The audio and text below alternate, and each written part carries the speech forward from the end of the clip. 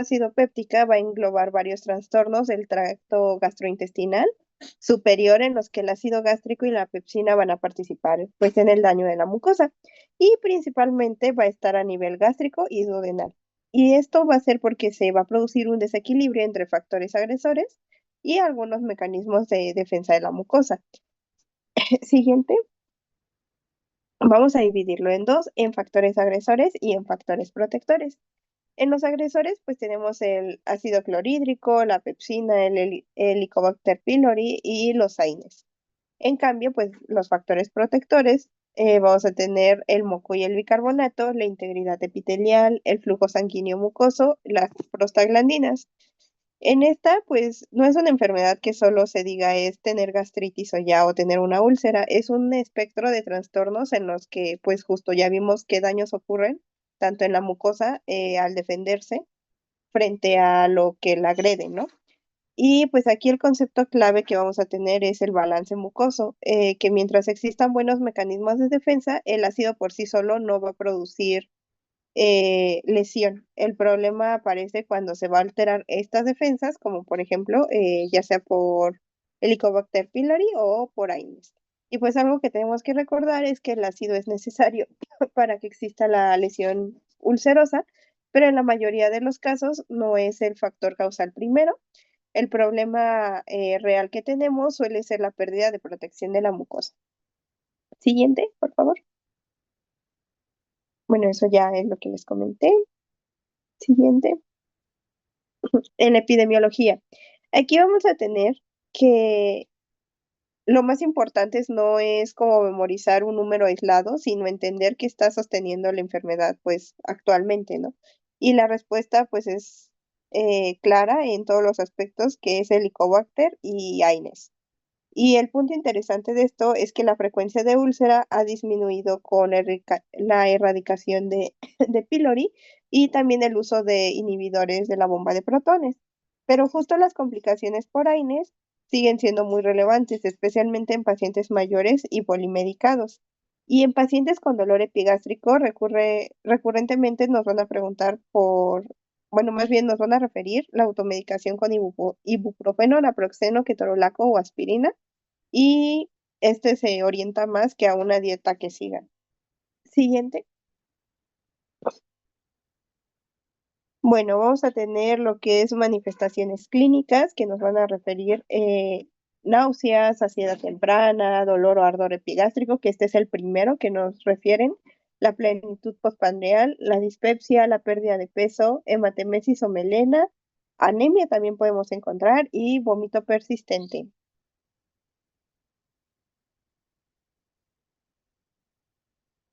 También tenemos lo que es la repercusión nutricional.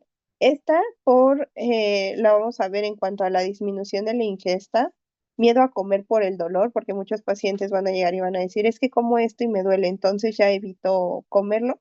O no solo con eso, sino que ya con cualquier alimento dicen, la verdad no sé si me vaya a dar el dolor, entonces pues no. Entonces, de este mismo miedo nace la disminución de la ingesta. También la saciedad temprana, la pérdida de peso por estas dos causas que les acabo de mencionar. Y justo como les decía, las restricciones alimentarias a veces innecesarias, pero pues por el miedo y por los percances anteriores, pues los llevan a esto. Siguiente. Bueno, también vamos a tener lo que es los objetivos eh, del manejo nutricional. Y este vamos a tener que, pues, es la disminución de síntomas gastrointestinales, principalmente porque es por lo que todos los pacientes nos llegan.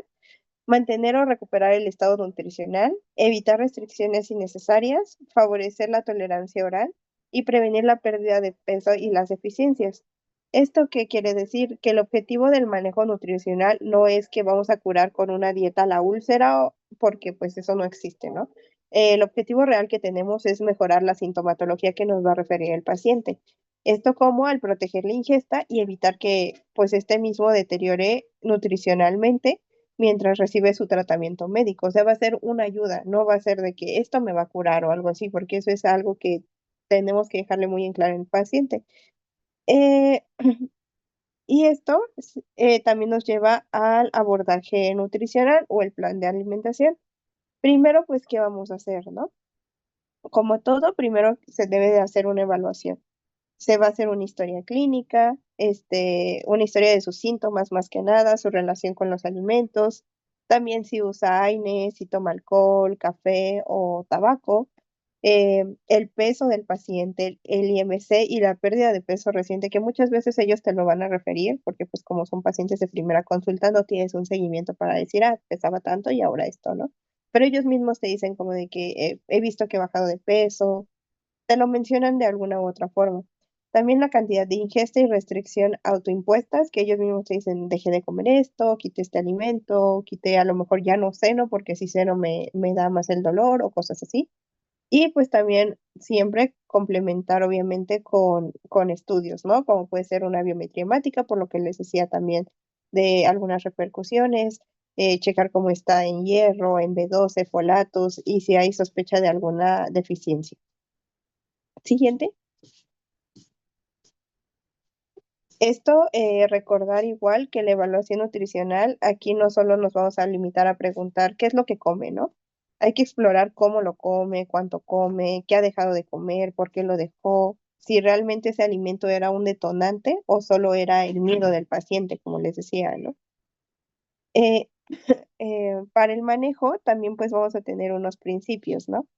El principio general que es comidas pequeñas y frecuentes, evitar ayunos prolongados porque esto puede empeorar, comer despacio y en horarios regulares, mantener una buena hidratación, que es muy importante, limitar solo alimentos que desencadenen síntomas y claro, decirle también que va a evitar porque estos alimentos porque lo empeora, ¿no? Como es el café, el alcohol, las comidas grasosas, los irritantes o picantes o porciones muy abundantes.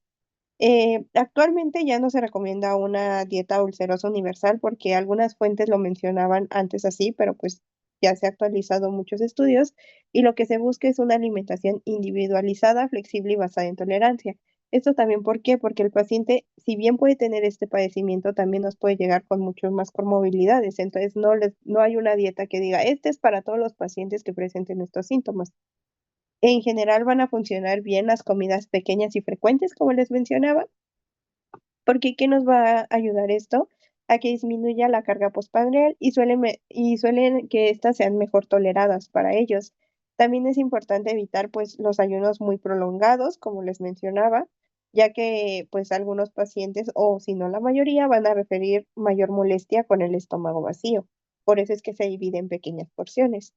Y respecto a los alimentos que también les decía como café, picantes o grasas, el punto no es que se prohíban o decirle esto ya no lo va a volver a consumir jamás. Solo se van a limitar si el paciente demuestra y nos refiere que se empeoran los síntomas. Si no, pues se tiene que valorar. Que de preferencia al ser irritantes, pues sí se tienen que quitar, pero pues no decirle al paciente o prohibírselos porque luego pues sale peor, ¿no? Y la recomendación más actual, según fuentes, no es que coma blando, sino que coma lo suficiente en buena distribución y evitando solo los detonantes reales. Siguiente. Ah, bueno, también vamos a tener recomendaciones dietéticas detalladas, ¿no? En esto que se va a priorizar, pues las comidas de volumen moderado, las proteínas magras, las preparaciones sencillas, ya sea hervido, asado, vapor o a la plancha, también verduras cocidas y frutas toleradas, porque les digo, como todo tiene que explorarse qué alimentos son tolerados o qué elementos detonan más el problema. Colaciones si hay baja ingesta y una hidratación adecuada. Hacerle mención al paciente que la hidratación no va a ser con endulzantes, no va a ser con refrescos, jugos, sino de preferencia y fundamentalmente pues agua, ¿no? Considerar si se va a limitar, si hay mala tolerancia, los irritantes que ya les mencionaba, o algún otro alimento que a lo mejor no está en la lista, pero él dice que pues le causa más daño que beneficio, ¿no? También agregar que un irritante o de mala tolerancia pueden ser las bebidas carbonatadas. Entonces, por esto era lo que les hacía mención de referirle bien al paciente que la hidratación principalmente va a ser con agua. Y porciones abundantes antes de dormir también se van a limitar porque justo muchas veces en la noche es cuando peor se sienten los pacientes y piensan que a lo mejor fue un alimento en específico, pero como decíamos, no tenemos que ver solo el alimento, sino la cantidad que se está dando. Y de esto se trata, pues, la estrategia dietética, ¿no? No solo decir esto está permitido y prohibido, sino realmente qué es lo que nos está ayudando. Eh, y que el paciente va a tolerar en porciones, cómo van a ser estas porciones, cuáles van a ser las preparaciones y si esta porción también nos va a asegurar la energía y proteína suficiente, porque puede que el paciente diga, sí, me siento bien con esta porción en plenitud, pero realmente no le está aportando la energía y proteína suficiente que pues también su cuerpo va a necesitar. Por eso hacemos uso aquí de las colaciones y aquí se puede hacer un ajuste de la densidad calórica de forma que lo tolere, pero que nos dé la suficiente energía, ¿no? Y en estos pacientes la pérdida de peso, la prioridad deja de ser solo que no irrite, sino también justo lograr estos requerimientos, pero sin la exacerbación de los síntomas. Y aquí, bueno, en las consideraciones es lo que les mencionaba también, que no existe una dieta, que cada paciente va a tener una tolerancia diferente, evitar también remedios caseros o alimentos que pueden irritar más la mucosa y pues el tratamiento médico, ¿no? Ese comentarle que no se va a detener, que no lo tiene que dejar, que al final esto es un complementario a ello, ya sea porque se den los inhibidores de bomba de protones, que es el tratamiento farmacológico para la erradicación del Helicobacter pylori, o incluso la suspensión de AINES, ¿no? Y también les dejé una imagen con el ejemplo de distribución de comidas, ¿no? Obviamente esto es muy general porque, como les digo, es individualizar a cada paciente, eh, un desayuno, una colación, una comida, otra colación por la tarde, la cena y antes de dormir. Estos alimentos, como les comentaba, van a variar. Siguiente. Y bueno, eso es lo que ya les comentaba igual, el manejo nutricional, los principios generales, que evitar lo que empeora. También aquí es importante mencionar las controversias, ¿no? Como les decía, antes se pensaba que existía una dieta universal para la úlcera, sin embargo, pues ya se sabe que no, que esto es individualizado. Eh, en esta enfermedad vamos a encontrar también muchos mitos, por lo mismo de que se ha ido como pasando a voces, por así decir, entonces muchas veces es como, no, pues es que yo escuché esto de esto o a mí me dijeron esto. Entonces, eso como que erradicar y aclararle al paciente también que son solo eso, mitos y que no hay evidencia científica que lo respalde, como lo de la dieta, como de que si este irritante te va a hacer peor o eso, y muchas veces a lo mejor al paciente no le causa algo, ¿no? Y otro mito que encontré que igual es muy importante es el de que la leche cura la úlcera, porque muchos pacientes pues al escuchar esto es como de, ah, pues tomo leche, ¿no? Y sí, si bien puede aliviar momentáneamente, no va a resolver la lesión. Entonces también es importante dejarle en claro porque hay casos que incluso los pacientes pueden decir, no, pues yo escuché que la leche me va a curar, ¿no? Entonces póngame la leche a lo mejor hasta en todas las comidas, ¿no? Y realmente no, pues no, o sea, sí se la va a calmar, pero lo mismo que puede hacer algún otro alimento. Entonces, es valorar también la nutrición del paciente y siempre recordarle que lo farmacológico no lo debe de suspender porque esto solo es un complementario a ello. Y una dieta no se debe hacer excesivamente restrictiva. Si bien puede mejorar los síntomas, puede empeorar la calidad de la alimentación, porque recordemos que también aquí está el factor de que muchas veces bajan de peso.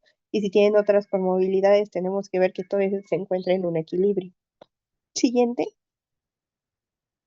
Y bueno, como les decía, el tratamiento médico, pues nos vamos a basar prácticamente en los inhibidores de la bomba de protones para disminuir la secreción ácida, erradicar el Helicobacter pylori si es que se encuentra presente, suspender o reducir los AINES y mejorar si hay complicaciones existentes. ¿Por qué? Porque los inhibidores de bomba de protones, si bien van a reducir la secreción ácida y van a favorecer la cicatrización, pylori no se debe indicar tratamiento, se debe indicar más bien tratamiento erradicador, si no, pues esto va a persistir. Y si la causa está relacionada más con los AINES, se debe valorar suspender o al menos proteger la mucosa si son muy necesarios. Y desde la nutrición, esto es muy importante porque nos debemos de prometer que la dieta, no debemos de prometer que justo la dieta va a curar la úlcera, sino que la dieta acompaña al tratamiento etiológico y sigue siendo lo fundamental. Y también que si no se erradica pylori o el paciente sigue usando AINES, muchas veces lo siguen usando y no lo refieren, la recaída es mucho más probable, aunque la dieta la diga, no, pues está perfecta, ¿no? La sigo al pie de la letra, Muchas veces, pues si en los otros factores no ha mejorado, no vamos a ver una mejoría o una recaída más probable en ellos. Siguiente. Y bueno, eso es todo por esta enfermedad. Ahora van a seguir con reflujo. Bueno, ahora les voy a hablar de enfermedad de reflujo gastroesofágico. Esto se define como el ascenso del contenido gástrico por arriba de la unión gastroesofágica que causa síntomas molestos y o complicaciones. Esta enfermedad va muy relacionada o tiende a ir de la mano con la enfermedad anterior. La que sigue, por favor. Bueno, en México tenemos una prevalencia que se estima entre el 19.6% y el 40% de la población adulta. En cuestión de género afecta pues a hombres y mujeres por igual, pero las complicaciones son más comunes en hombres. Tenemos un incremento en la tendencia pues ya que está asociado con el aumento de obesidad y diabetes tipo 2. La que sigue, por favor. ¿Por qué ocurre? Bueno, tenemos varias causas. Una puede ser falla en el esfínter esofágico inferior, el aumento de la presión intraabdominal, eso es en pacientes con obesidad, el retraso del vaciamiento gástrico y la más frecuente es la hernia hiatal. La que sí, por favor.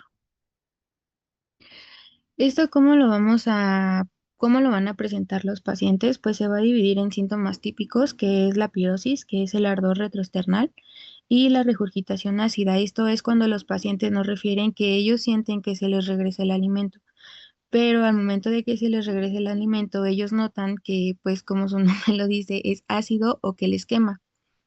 Extraesofágicos vamos a tener tos crónica, laringitis, asma inducido y erosión dental. Esto debido igual a, pues al el ácido que regresa del estómago. Vamos a tener signos de alarma, que es la disfagia, odinofagia, anemia y la pérdida de peso. Cuando los pacientes empiezan a presentar estos síntomas, los últimos que les acabo de mencionar, pues esto es, eh, requiere que se haga un estudio llamado endoscopía y pues suele ser de casi manera inmediata, ya que nos puede estar hablando de alguna otra patología un poco más grave. La que sigue, por favor. En los riesgos del estilo de vida tenemos, como ya se los había mencionado, la obesidad. Ese es el factor principal, pues ya que esto aumenta la presión gástrica. Las cenas, eh, las cenas o comidas voluminosas que sean antes de dormir y pues sean ricas en grasas. El tabaquismo, ya que pues los contenidos del cigarro hacen que se relaje directamente el tono muscular del esfínter esofágico inferior. El que sigue, por favor.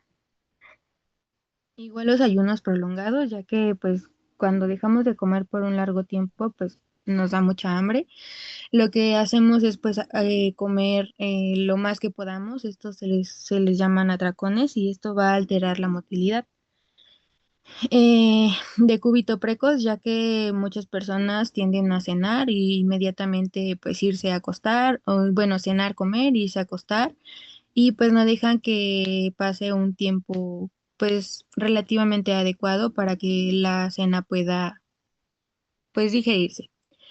Baja hidratación, esto es beber mucha agua durante la comida, pero poca agua durante todo el día. Al beber mucha agua durante la comida, esto hace que el estómago se distienda, lo cual igual nos va a hacer que se aumente un poco la presión. Pueden haber también que tengan dieta occidental, esto es una dieta alta en ultraprocesados, grasas y azúcares refinadas. El sedentarismo, ya que esto favorece el estreñimiento y la presión abdominal. Al no tener movimiento, pues la comida no va a hacer su proceso para la digestión. La que sigue, por favor. En los objetivos nutricionales vamos a prevenir el reflujo mediante el control del volumen y la consistencia de los alimentos. Vamos a tratar de evitar alimentos que disminuyan el tono del esfínter, ya que esto va a hacer que la presión el esfínter esofágico inferior disminuya. Vamos a disminuir la secreción de ácido gástrico, proteger el epitelio esofágico irritado y reducir el peso del 5 al 10% del peso corporal inicial. La que sigue, por favor. Una de las principales cosas es evitar la relajación del esfínter esofágico inferior, como ya se los había mencionado. Esto lo vamos a hacer evitando comer grasas, alimentos fritos y embutidos, chocolates, mendas o hierbabuena, café y refrescos que tengan, pues, que sean bebidas carbonatadas y el alcohol, ya que esto, aparte de ser un irritante, va a ser un relajante. Que sí. Los alimentos igual se van a dividir en irritantes directos. Estos son alimentos que no relajan el esfínter, pero dañan el epitelio esofágico, pues que ya está dañado. Vamos a tener los cítricos como la naranja, el limón y la toronja. Las especies como la pimienta, el chile y el ajo y el tomate, pues también es uno de ellos que puede ser en salsa, en salsas, en jugos o en algunos guisados donde no sea la cocción correcta. ¿A qué sigue, por favor? Nuestro plan nutricional va a ser una dieta fraccionada. Esto quiere decir que vamos a tener por lo menos 5 comidas al día, que va a ser el desayuno, la colación, comida, colación y cena. Vamos a tener una dieta normocalórica o hipocalórica que sean de 20 a 25 kilocalorías por kilo. Vamos a tener una restricción en las grasas, una que sea una dieta hiperproteica moderada, ya que esto nos va a aumentar la gastrina y la presión del esfínter esofágico inferior. Que los carbohidratos sean complejos, tenemos que tener cuidado con la fibra insoluble, ya que si hay distensión o gases, pues esto es algo de cuidado que tenemos que ver. ¿A qué sigue, por favor? En los principales alimentos permitidos que vamos a tener para el reflujo gastroesofágico va a ser en las proteínas, el pollo, pescado blanco, pavo, claras de huevo, queso panela bajo en grasas, en frutas y verduras, plátano, melón, pera, calabaza cocida, zanahoria y chayote. En los cereales vamos a tener el arroz blanco, la avena en hojuelas, las galletas tipo Marías, pan integral tostado y pues esto es importante que sepamos que no todas las dietas o los tratamientos le van a caer igual a todas las personas. Entonces es importante tener un diario de síntomas para ver si hay algo que corregir en la dieta o se puede quedar pues igual. La que sigue, por favor. Igual los principales alimentos ya restringidos, que como ya se los había mencionado, son los irritantes químicos como el chile, pimienta, clavos, vinagre, ajo, alcohol y tabaco. Los que son relajantes del esfínter esofágico inferior es el chocolate, café, menta, hierbabuena y alimentos muy grasos. En los ácidos y gas, estos son cítricos, como pues igual ya se los había mencionado, limón, naranja, el jitomate crudo, bebidas carbonatadas, ya que como les había mencionado, estos tienden a tener gas y hacen que se distienda el estómago y la cebolla cruda. La que sigue, por favor. Bueno, aquí vamos a tener los hábitos y técnicas de cocción. La cocción debe de ser alimentos que sean hervidos al vapor, al horno o a la plancha y evitar alimentos fritos, capeados y empanizados. Como les había dicho, se va a fraccionar en 5 a 6 tiempos de comida, que sea el desayuno, la colación, la comida, la colación y la cena. Y vamos a tener que se prefieren líquidos, pero que sea agua natural entre comidas y no durante ellas. Lo más recomendable es que las personas puedan masticar su bocado de 20 a 30 veces, pues durante las comidas. La que sigue, por favor. Eso también es importante que tengan una postura durante el sueño que sea la adecuada. Se va a elevar la cabecera de 15 a 20 centímetros. Vamos a esperar de 2 a 3 horas antes de acostarse, bueno, de 2 a 3 horas después de haber cenado antes de acostarse. Esto es muy importante, ya que, como les había mencionado, hay personas que terminan de comer, luego van, se lavan los dientes y luego a acostarse. Entonces, esto es importante que sea de 2 a 3 horas antes de acostarse. Evitar ropa ajustada en la cintura y dormir sobre el lado izquierdo. Esto es debido a la anatomía. Entonces es más recomendable que se duerman del lado izquierdo. La que sigue, por favor.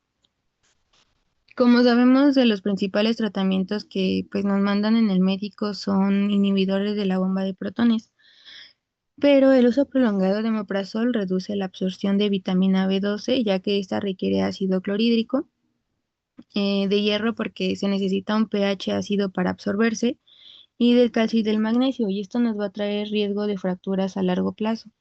La que sigue.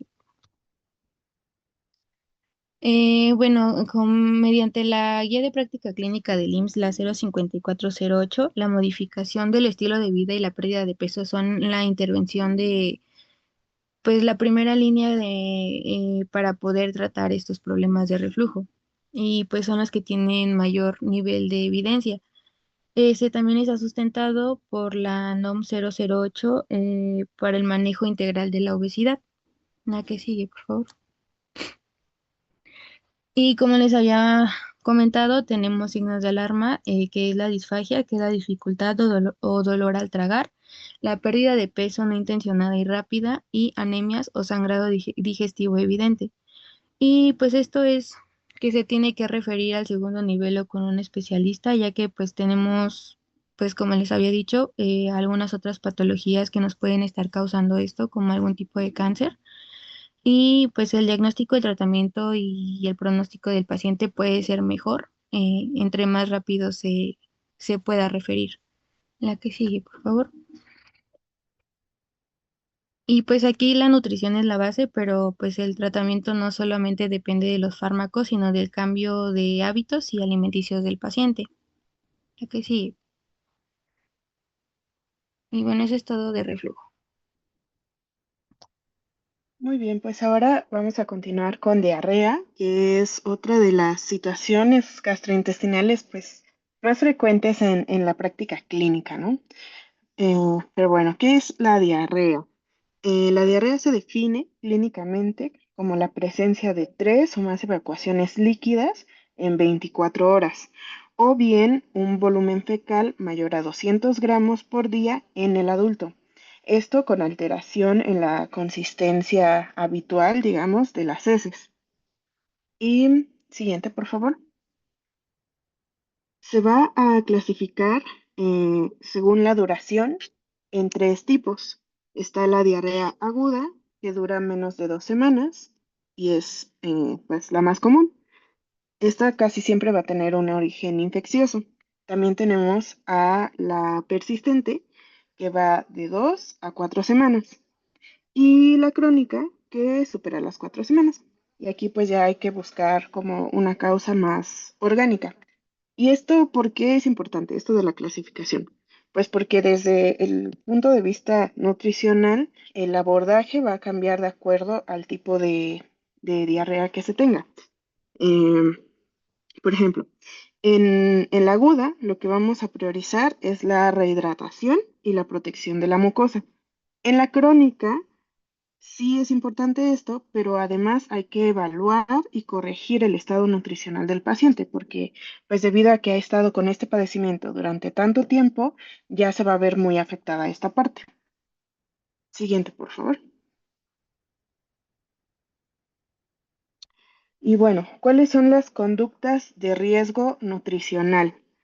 Mm, esto es pues básicamente qué hace mal el paciente que llega a consulta con este padecimiento, ¿no? Con la diarrea.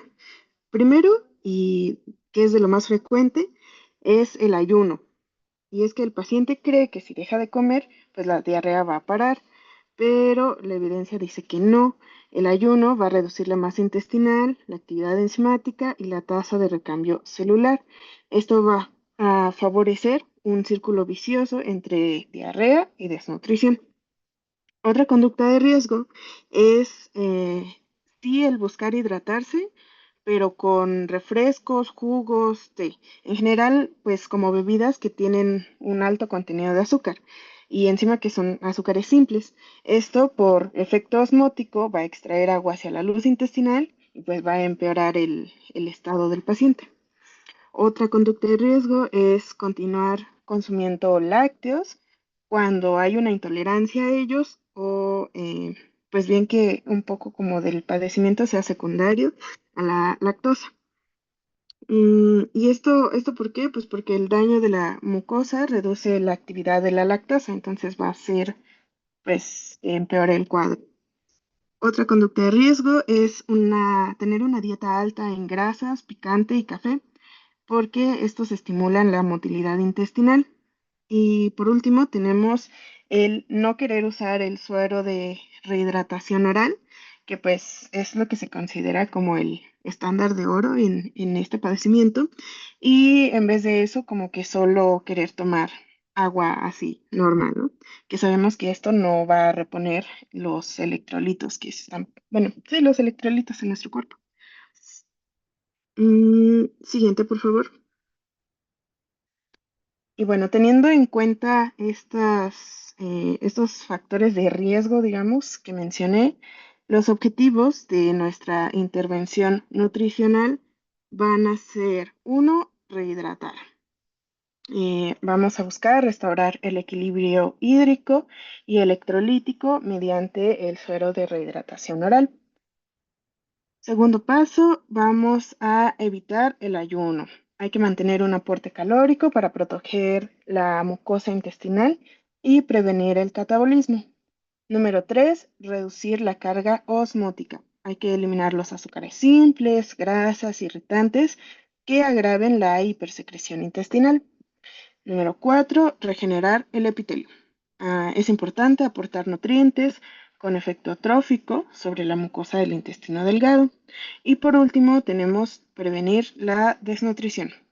Por esto es lo que mencionaba, de evaluar muy bien el estado nutricional de nuestro paciente y escalar el soporte en episodios prolongados sobre todo, o cuando hay episodios muy recurrentes de diarrea. Siguiente, por favor.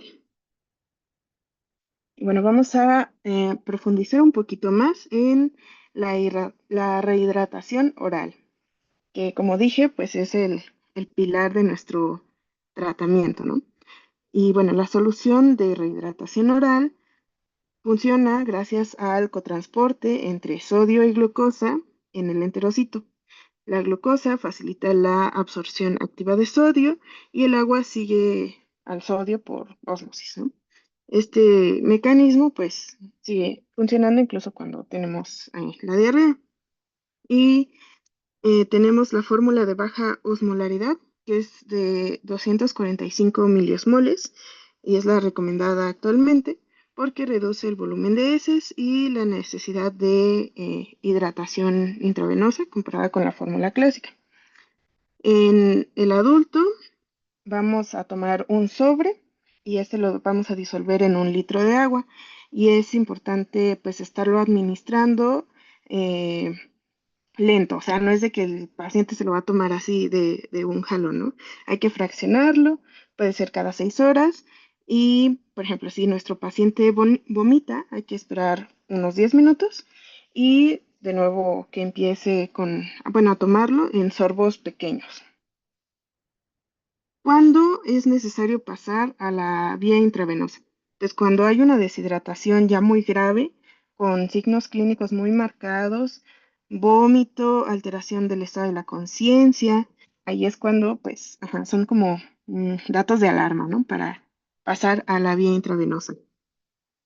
Mm, y aquí un punto importante es que la alimentación puede iniciarse de 2 a 4 horas después de comenzar la rehidratación y no necesitamos como que esperar hasta que cese la diarrea, que es un poco de lo que hablábamos antes, ¿no? Siguiente, por favor. Ahora, también es muy importante hacer algunas modificaciones dietéticas. Estas las vamos a organizar en 3 fases. En la primera fase van como a ocupar las primeras 24 horas. Hay que tener el suero de rehidratación oral como base y una dieta muy blanda, que puede ser caldos claros, arroz blanco. Deben ser porciones pequeñas y frecuentes. Y luego tenemos la fase 2, que va a ser del día 2 al día 3. Aquí la dieta va a ser baja en grasa y fibra insoluble. em, y hay que ocupar técnicas de cocción muy simples, como son hacer las cosas al vapor, hervidas, en horno o a la plancha. Y aquí los alimentos permitidos son el plátano maduro, la manzana cocida, zanahoria, papa, pollo sin piel, pescado blanco, huevo cocido. Hay que evitar a toda costa los fritos, el café, el alcohol, bebidas gaseosas y lácteos si es que hay intolerancia. Luego tenemos la fase 3, que esta es a partir del tercer día. Y aquí vamos a tener una reintroducción gradual a la dieta que pues tiene nuestro paciente como habitualmente. Vamos a reintroducir la lactosa, obviamente pues si el paciente la tolera, y retomamos la fibra de forma progresiva. Em, pues creo que eso es todo de esa diapositiva. Siguiente. Ok, bueno, entonces vamos a seguir con el síndrome de intestino irritable. El síndrome de intestino irritable va a ser un trastorno funcional gastrointestinal que se va a caracterizar por tres cosas muy importantes: dolor abdominal recurrente, alteraciones en el hábito intestinal, una ausencia de una enfermedad orgánica que explique los demás síntomas que vamos a ver. Con esto la vamos a poder clasificar. Y es muy importante que nosotros sepamos que es uno de los trastornos digestivos más frecuentes en la población. Ahí, no le puedo dar siguiente. Ahí está. Entonces, no les voy a explicar la fisiopatología así de que por qué funciona y qué es lo que pasa y no sé qué, pero necesito que entiendan estos puntos que son muy importantes. Lo primero es que su paciente va a tener hipersensibilidad visceral. ¿Qué es lo que sucede? Su intestino va a empezar a percibir estímulos, normales como dolorosos. Entonces, nuestro paciente va a empezar a tener ciclos. ¿A qué me refiero con ciclos? Va a tener alteraciones de la motilidad intestinal. De repente va a poder tener, episodios donde tenga un tránsito acelerado, que sea, por ejemplo, la diarrea, que ya les explicó Nicole, o un tránsito lento, que también les va a explicar Nicole ya al final de la presentación, que sería el estreñimiento. Va a haber una disbiosis intestinal y lo más importante es que ustedes sepan que no solamente van a ser factores de lo que come el paciente, sino que también los factores psicológicos como el estrés, la ansiedad, la depresión pueden influir. Ahora, tenemos una clasificación. ¿Y por qué es importante saber la clasificación? Porque básicamente la clasificación nos dice qué patrón predomina en nuestro paciente. Entonces, SII es síndrome de intestino irritable. La letra que le sigue va a ser la clasificación. Tenemos la D, tenemos la C, tenemos la M y tenemos la U. La D es bien fácil aprendérselas. La tipo D es predomina diarrea, entonces es D de diarrea. La tipo C es predomina el estreñimiento. La tipo M, es con M de mixto. Y la U es no clasificable, o sea, unknown.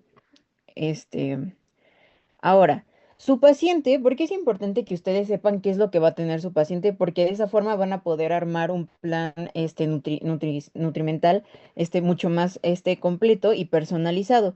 Entonces, su paciente puede llegar a tener dolor abdominal, distensión, flatulencia, diarrea, estreñimiento, sensaciones de evacuación incompleta y extraintestinales. Su paciente puede llegar a tener fatiga, cefalea, puede llegar a tener fibromialgia y trastornos del sueño. Ahora, justamente, ustedes saben, según lo que les acabo de decir, ya ven borrosa la pantalla, ¿no? ¿Alguien sabe qué tipo de dieta se le podría dar a este paciente que cursa con distensión, que tiene dolor, que según también ya mis compañeros mencionaron un poco estas pistas para que ustedes lo puedan decir? Entonces, ¿qué tipo de dieta ustedes creen que este tipo de paciente se le podría dar? Aunque no se sepan el nombre, ¿qué creen que pueda tener? Alta en lípidos, baja en lípidos, ustedes digan.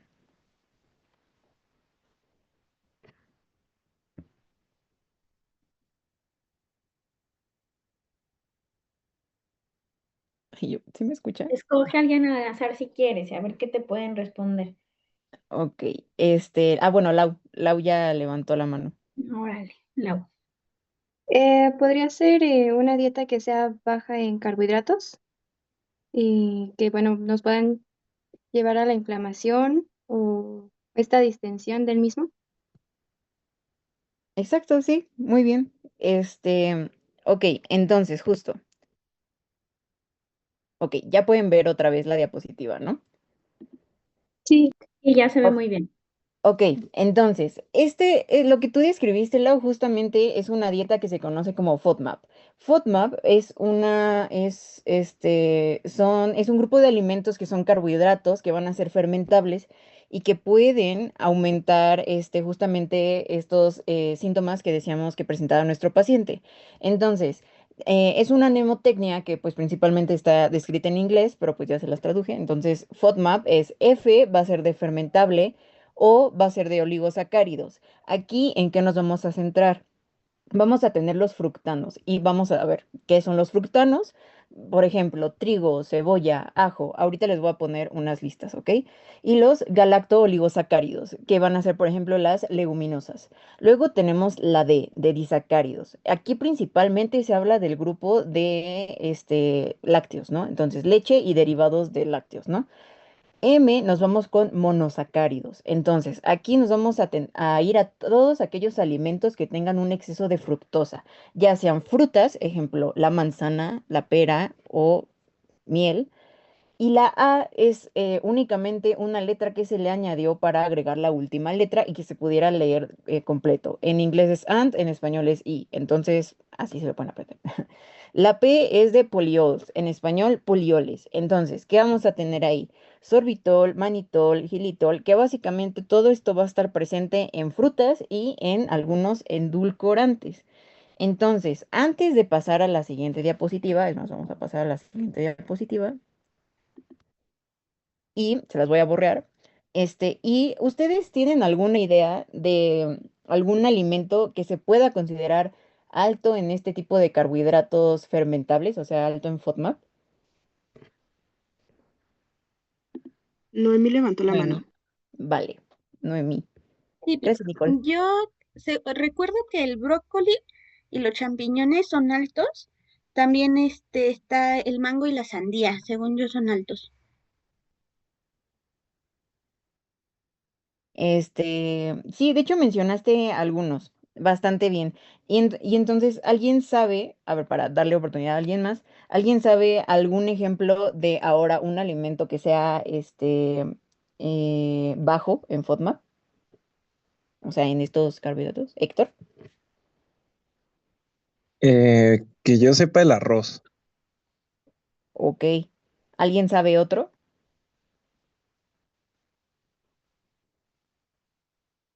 ¿La manzana? Ok, no. Yo, Em, yo, la papa. Va, perfecto, muy bien. Entonces, les voy a desblurrear y sí, la mayoría, bueno, más bien todos estuvieron correctos, ¿ok? Entonces, los alimentos altos en FODMAP por lo general son algunos que ya les había mencionado en las letras, pero básicamente nos centramos en cebolla, ajo, trigo, leguminosas, manzana, pera y leche. Sobre todo, todos los pacientes que son como intolerantes a la lactosa van a tener muchos problemas con ese tipo con ese grupo. Entonces, los que son bajos en FODMAP, justo como mencionaron muy bien, está arroz, está papa, está la avena, está plátano, están las fresas, está la zanahoria y está la espinaca, ¿ok? Em, Ahora, ¿qué pasa? Hay que recordar una cosa muy importante. Ustedes, bueno, nosotros ya hicimos la tarea de los tipos de fibra. Y de hecho, esta Jazz les explicó algo muy importante, en la parte de reflujo. Entonces, el tipo de fibra que se va a preferir en este tipo de enfermedades, pero sobre todo ahorita hablando específicamente del SII, que es el síndrome intestino irritable, va a ser la fibra soluble, en específico el psyllium, que ahorita les voy a explicar. Es lo más útil y la fibra insoluble en estos casos es lo que puede empeorar los síntomas en algunos pacientes y ahorita les voy a decir por qué. Entonces, en cuanto a un complemento al manejo nutricional, se les da otras recomendaciones a los pacientes. Se les recomienda que deben de comer despacio, al igual que en otras patologías gastrointestinales.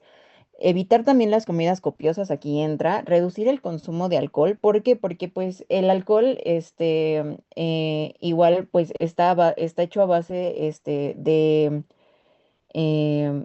me fue la palabra, de productos fermentados. Y limitar la cafeína y mantener hidratación adecuada. Ahora, este, de hecho por eso les puse a Flash aquí, porque pues come bien lento. Entonces, el tratamiento. Aquí nos centramos un poquito más, porque depende del subtipo. ¿Qué me importa más? Que se vayan a los subtipos D y C. ¿Por qué? En la D lo que más se va a a, lo que más se va a recomendar es en cuanto a una receta médica sería como loperamida. Y en cuanto a una dieta baja, y más bien, y también se va a recomendar una dieta baja en FODMAP. Y en cuanto a la C, vamos a tener la fibra soluble y los laxantes osmóticos. Si ustedes leen eso, o sea, ustedes ahí ya se dan cuenta que justamente en la clasificación D se da esto porque los predominios de los ciclos van a ser de diarrea y en la C van a ser como de constipación, ¿ok? Estreñimiento. Entonces, nos vamos a ir con con explicar lo de la fibra soluble. Entonces, ustedes ya, pues al hacer, bueno, nosotros al hacer la tarea, descubrimos que había distintos grupos que tenían fibra soluble. Entre ellos, pues estaban cereales y granos, verduras, semillas, leguminosas y frutas. Aquí, pues hay que tener, aquí hay un letrero gigante que dice aguas. ¿Por qué?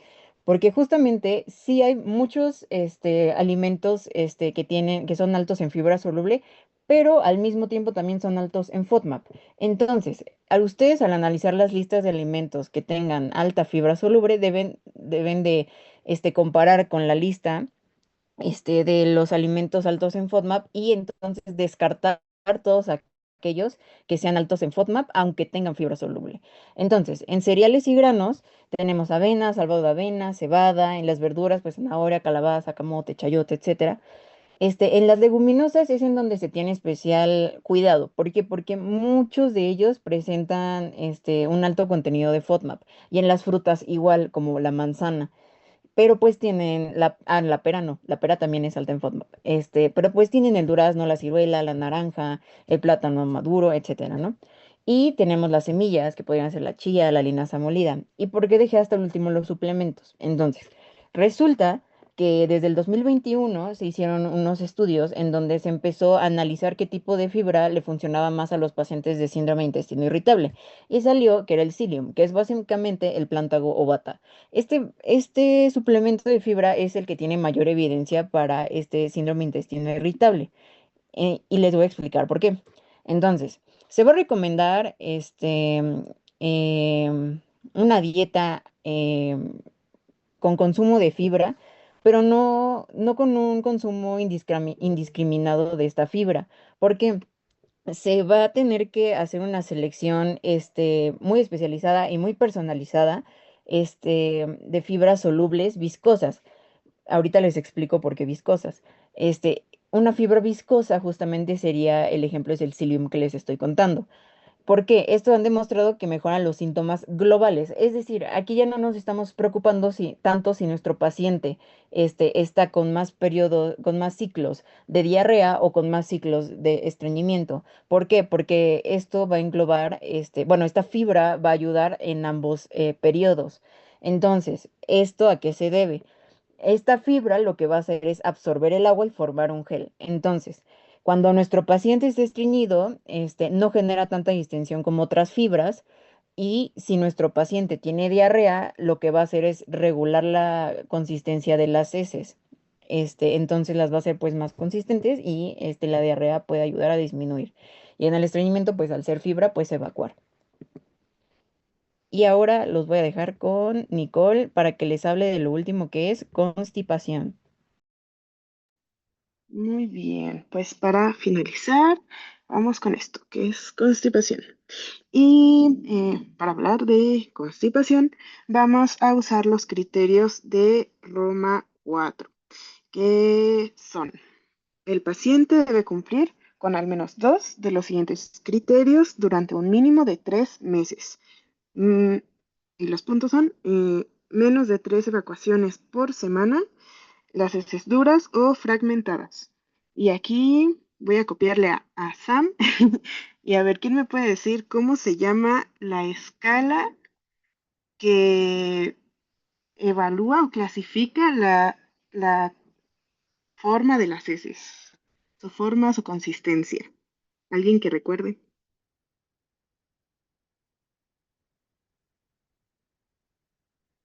¿No? ¿Nadie recuerda? ¿O los elijo? Elige. A Pues ver, es la escala. Ah, perdón. ah, perdón.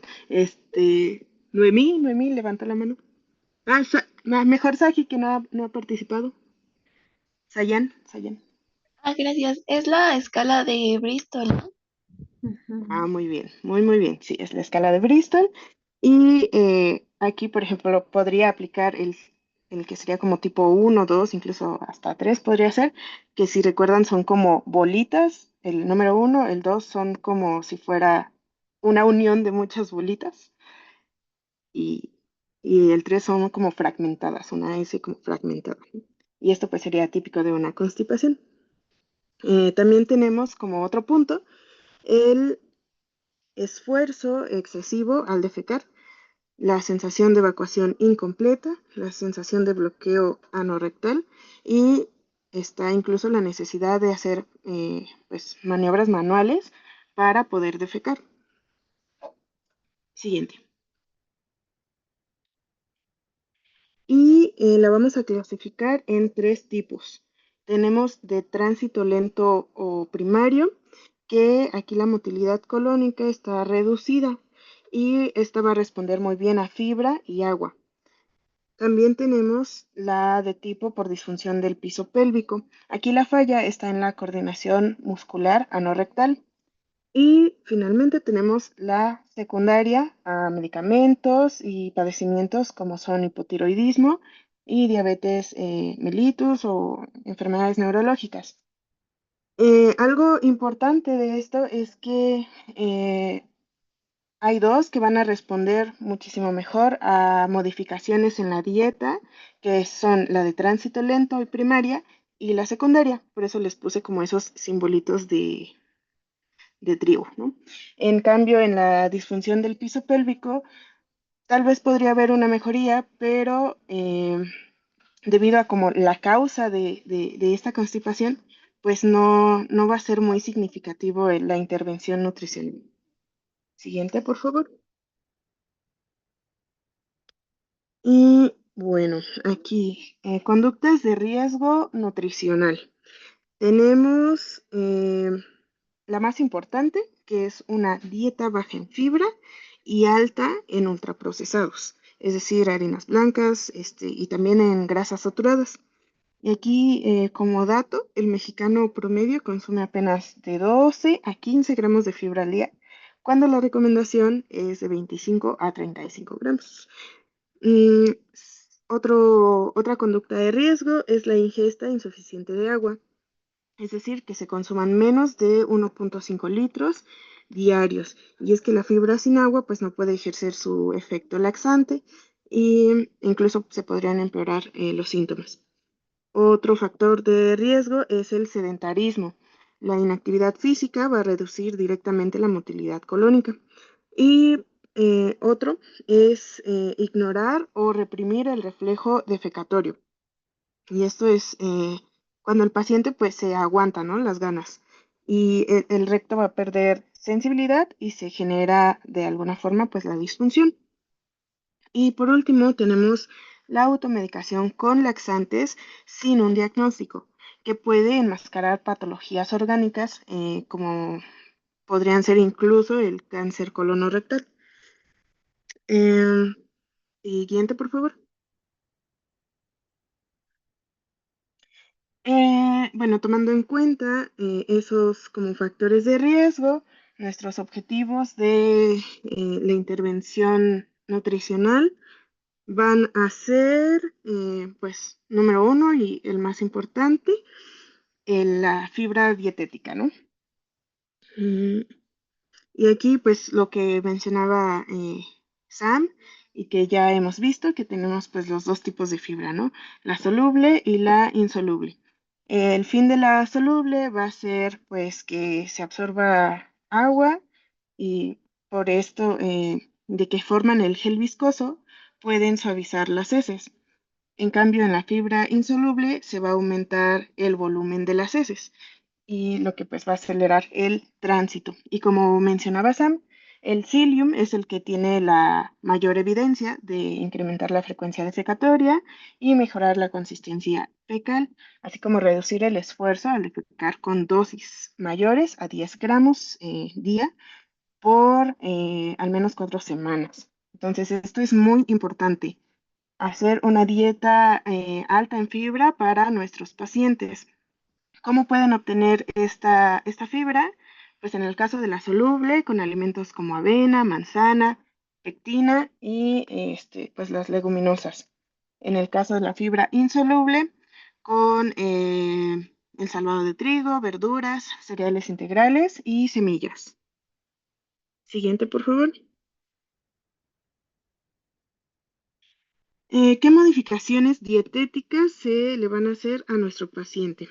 Pues así como de alimentos concretos, está recomendado el kiwi, la ciruela, la ciruela pasa, la papaya, la naranja, eh, verduras como brócoli, espinaca, ejote, zanahoria, cereales integrales, como lo son la avena, pan integral, arroz integral, leguminosas, lentejas, frijoles, garbanzos.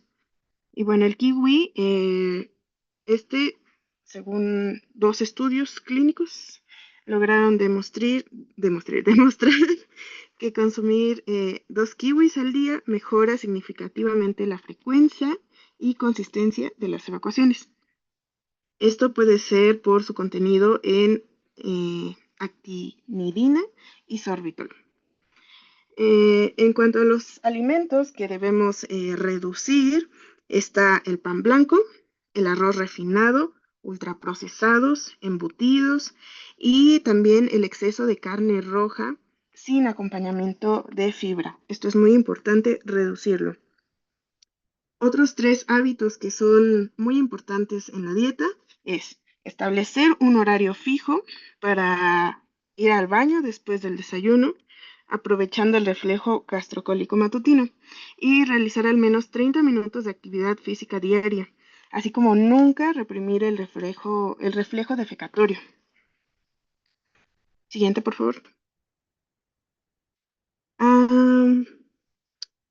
Bueno, Pues ahora, como recomendaciones, perdón, no, como ok. recomendaciones, a los pacientes que tengan constipación, les podemos decir 3 cosas como muy importantes. Uno, pues aumentar la fibra gradualmente, que se hidraten muy bien con al menos 8 vasos de agua al día y el hacer ejercicio regular. Y también es importante mencionarles los signos de alarma que pues hay que considerar para referir, ¿no? Y estos son sangre en heces, la pérdida de peso involuntaria, anemia sin una causa aparente, el inicio de síntomas después de los 50 años y masas palpables en abdomen, recto, así como un estreñimiento de inicio súbito sin una causa así como evidente. Esto pues siempre hay que tenerlo muy en consideración porque nos puede hacer pensar en patologías orgánicas subyacentes. Y muy probablemente se podría requerir una colonoscopia, dependiendo del caso, claro. Y pues ya, eso sí es todo. Ok, ahora, por último, sé que somos muchos y entonces no queremos que se queden personas sin participar, además de que estas son patologías bastante importantes y que también estamos llevando con gastro, entonces les hicimos algunas preguntitas. Entonces, tengan su dedo listo en levantar la mano. Y vamos a empezar con la primera. Nicole, si me puedes apoyar a ver las manitas, es que siento que sí, es que no, como que se me traba si le abro toda la Sí, yo te ventana. ayudo. Muchas gracias. Entonces, vamos a pasar con la primera. Espérenme. Ok. La primera es, ¿cuál de los siguientes factores se considera un factor agresor en la enfermedad ácido péptica? Esas son las opciones. Tenemos la A, que es Helicobacter pylori, B, moco y bicarbonato, C, prostaglandinas o D, flujo sanguíneo mucoso. Bray fue el primero en levantar la mano. Sería la A, Helicobacter pylori. Ok, veamos. Sí, sí es Helicobacter. Muy bien. Ok, pasemos a la que sigue. Rápidamente, ¿qué ocurre cuando los factores agresores superan los mecanismos de defensa de la mucosa gástrica? Ana Gabriela. Ok, pues tenía entendido que se puede provocar una lesión justo en la mucosa porque la barrera protectora pues se rompe y pues el ácido ocasiona daño en el tejido, perdón. Ok, muy bien, sí, justo como mencionó Abby. Entonces, Jay. Exacto, muy bien. Ok, rápidamente, la tercera. Según la clasificación presentada, una diarrea que dura más de 4 semanas se considera... Y esas son las opciones. A ver. Centeno Vera. Crónica. Muy bien. Muy bien. Ahora, rapidísimo. ¿Cuál de los siguientes no forma parte de la fisiopatología del síndrome de intestino irritable?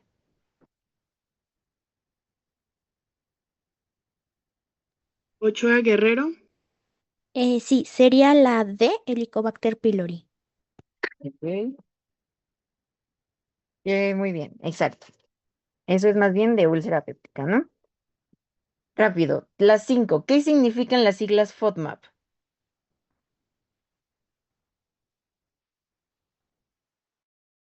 Kimberly. Sí, bueno, Sam había dicho que la F Ajá. corresponde a fermentable, Ok. porque pues la mayoría de los carbohidratos son fermentados por las bacterias intestinales.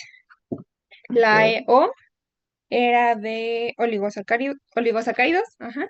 Ujú. Y habías mencionado que como los frutanos y otros que no me acuerdo, eran los galactolisacáridos, creo. Los La, galactolisacáridos. Muy bien. Ok. la D correspondía a los disacáridos. Ujú, em, y era principalmente la lactosa, y la M eran los monosacáridos, ujú, y era principalmente el exceso de fructosa, ¿no? En relación con la glucosa, o sea que había mucha fructosa. ujú. La A, bueno, son las siglas en inglés y significaba en español como I, Ajá. y la P, que era la última, Ujú. es los de, bueno, igual estaba en inglés, pero eran los polioles, creo. Exacto. Muy bien.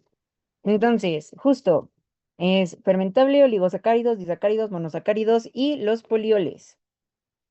Ahora, rapidísimo, ¿cuál es el suplemento de fibra con mayor evidencia para el manejo del síndrome de intestino irritable? Que también se los mencionó Nicole para constipación.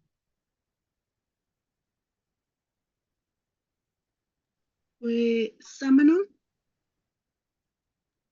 Sí, sería el filión porque tenía que ser viscosa y esto ayudaba a, ¿cómo se llama? A mejorar los síntomas globales. Sí, muy bien. Entonces, la última, ahora sí la última. Si ustedes tienen un paciente con síndrome de intestino irritable y presenta distensión abdominal, gases y dolor después de consumir cebolla, ajo y manzana, ¿qué estrategia nutricional sería la más adecuada para ese paciente? Ahí tienen las opciones. Piénsenle, piensen. Héctor. Pues ahí dice que consume ajo, manzana y cebolla y según lo que nos expusieron hace un rato, pues esos son alimentos altos en el FODMAP, o sea que son pues fermentables. Por eso la distensión abdominal y los gases. Entonces, pues lo que usted tendría que hacer es pues una dieta baja en alimentos fermentables, o sea, una dieta baja en FODMAP. Muy bien, ok. Y con eso terminamos la sesión de preguntas y ahora Antes, llegamos con... Ah, no, ¿qué pasó? ay, perdón, Sam, antes de que termines, yo quiero hacer una pregunta extra. Ok, a Esta es ver. para ver qué tal andamos en farma. A ver, y mi pregunta es, ¿saben qué medicamentos de uso pues común pueden producir constipación? Juan, Juan Alfonso. Sí, podrían ser pues en parte los anticolinérgicos, porque pues estos bloquean la acción de la acetilcolina y pues lo que sucede es que reduce la peristalsis de los intestinos, ¿no? También podría ser, por ejemplo, los antidepresivos tricíclicos, como por ejemplo la amitriptilina, la imipramina o la noratriptilina. Estos pues también, porque pues como los anticolinérgicos pues reducen la peristalsis, ¿no? También pueden ser los opioides, como por ejemplo la oxicodona, tramadol, la codeína, porque pues estos, además de que disminuyen pues la peristalsis, la motilidad intestinal, pues también aumenta la absorción de agua y pues aumenta el tono del esfínter anal, ¿no? Y pues que absorba mucha agua también puede ocasionar que pues disminuya el tránsito de un tránsito rápido a un tránsito más lento. Y por otro lado también podrían ser por ejemplo, el sulfato ferroso, que pues ese puede disminuir el tránsito intestinal y pues endurecer un poco más las heces, ¿no? Muy bien, muy bien. Entonces, bueno, pues es importante considerar todos estos medicamentos que mencionaste cuando pues los toma un paciente o cuando se los prescribimos. Hay que tener en consideración estos efectos adversos, ¿no? Y buscar una forma de ayudarlo con la alimentación, con las modificaciones en su alimentación, eh, pues para que no tenga una repercusión muy grande. Pero muy bien, Juan. Ahora sí, ya, perdón, Sam. No te preocupes. Ok, ahora sí, pues gracias y los dejamos con esta frase que es de François, que es to eat is a necessity, but to eat intelligently is an art. Entonces, comer es una necesidad, pero comer inteligentemente es un arte. Ya vieron lo complicado que es. Y ya, estas son las fuentes. Les dejamos ahí lo de la Asociación Mexicana de Gastroenterología y los últimos artículos que les dijimos sobre las fibras. Y ya, eso es todo por nuestra parte. Muy bien, muchas felicidades, muchísimas gracias. Oigan, acuérdense también de estos alimentos, FODMAP, entiendo, o sea, que eso es lo que nos marca la literatura, ¿no? O sea, estos alimentos tienen más tendencia a ciertos carbohidratos, ¿no? Pero también está mucho la parte, mm, como les digo, o sea, como la tolerabilidad que tiene cada paciente, ¿sí? Aunque nos diga, por ejemplo, que hay algunos alimentos, ¿no? O sea, que son más fermentables, ¿no? Y hay que ver con cada paciente, cuando se le dé ese tipo de dieta, ver cómo lo va tolerando, porque a lo mejor a un paciente sí le puede inflamar, como decíamos, no sé, el brócoli, ¿no? Pero a otro paciente no.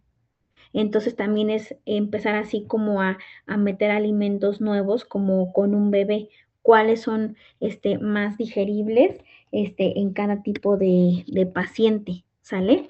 Y pues si los tolera, pues sí los podemos incluir ahí dentro de su dieta y realmente eliminar o restringir pues los otros, ¿vale? Listo. Oigan, pues miren, ya es ahorita, son casi 11:30. Me gustaría tener estos minutos para checar unas cosas con sus tareas, ¿sale? Y yo creo que el próximo equipo ya empezamos el día lunes, ¿les parece? Sí, Sí, doctora. Muchas gracias. A ver, entonces, nada más, voy a ir diciéndoles, sobre todo las personas que no he recibido tareas, ¿no? Entonces, para que estemos en lo entendido y si hay alguna duda, pues ya me lo indican, ¿sale?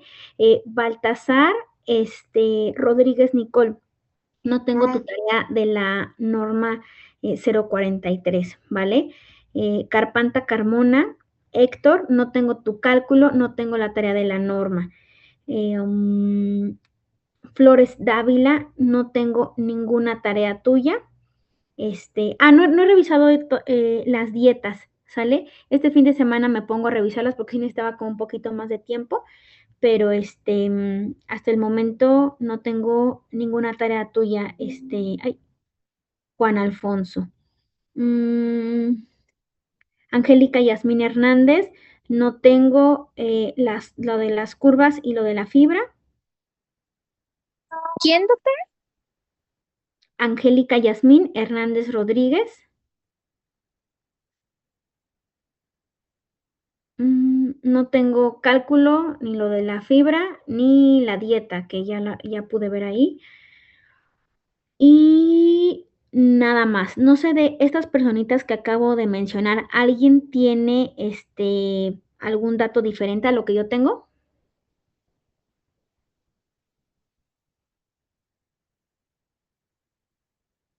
¿No? Ok, perfecto. No, yo, doctora, lo del cálculo sí lo tengo, nada más Ah, que en una misma tarea metí la del cálculo y lo de la norma. ok, me esperas tantito aquí, por favor, Yasmín. Lo checo en este momento contigo. ¿Alguien más tiene alguna duda de lo que acabo de comentar? No, doctora, nada más este, yo no había hecho mi carpeta hasta apenas, no tiene mucho. ¿Será que le puedo subir las tareas? No. Ok. ¿Alguien más? Héctor.